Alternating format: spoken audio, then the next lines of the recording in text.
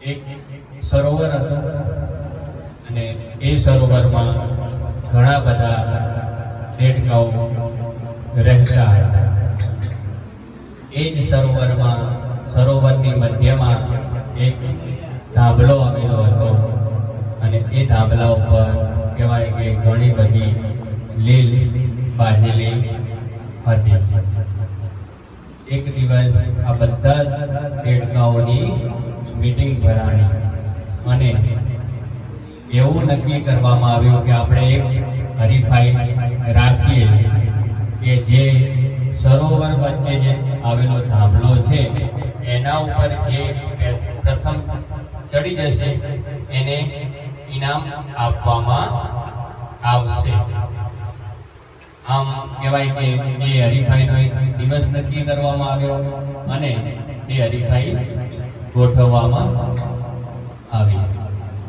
આ હરીફાઈમાં ઘણા બધા દેડકાઓએ ભાગ લીધો હતો અને હરીફાઈ જેવી શરૂ થઈ અને બધા દેડકાઓએ જેવું ચડવાનું શરૂ કર્યું તો શું થયું, બધા દેડકાઓ થોડું ઉપર ચડે અને શું થતું, પડી જતા હતા. કેમ કે એને કહેવાય કે એ ધાબલા ઉપર જે લીલના કારણે એ બધા દેડકાઓ ધીમે ધીમે કહેવાય કે લપસી પડતા.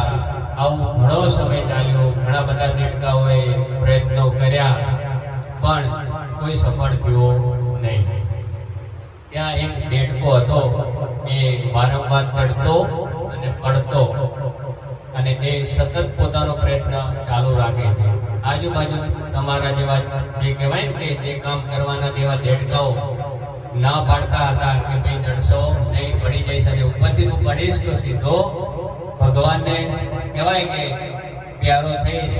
તો પણ એ દેડકે કહેવાય કે ચડવાનું ચાલુ જ રાખ્યું અને એ ધાબલા ઉપર ચડી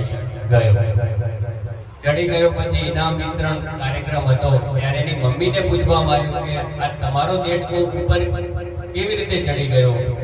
ત્યારે એની મમ્મીએ મસ્ત જવાબ આપ્યો કે મારો જે આ દેડકો જે સાંભળતો નથી. એટલે આ બધા બોલતા હતા પણ એને કંઈ સંભળાતું હતું નહીં. એટલે જીવનમાં પણ જો સફળ થવું હોય તો આજુબાજુ ઘણા બધા લોકો કહેવાય કે તમને નિષ્ફળ કરવા માટે રાડો પાડશે પણ આપણે કેવું થઈ જવાનું, બેરું થઈ જવાનું. શું થવા જવાનું? બેરું. અને જ્યાં સુધી સફળતા ના મળે ત્યાં સુધી સતત પ્રયત્ન કરતો રહેવાનું. એક દિવસ એવો આવશે કે ત્યારે કહેવાય કે જે ના પાડનારા દેડકાઓ પણ તમારી સાથે કહેવાય કે ટ્રોફી સાથે ફોટો પડાવવા ઊભા હશે. અસ્તુ.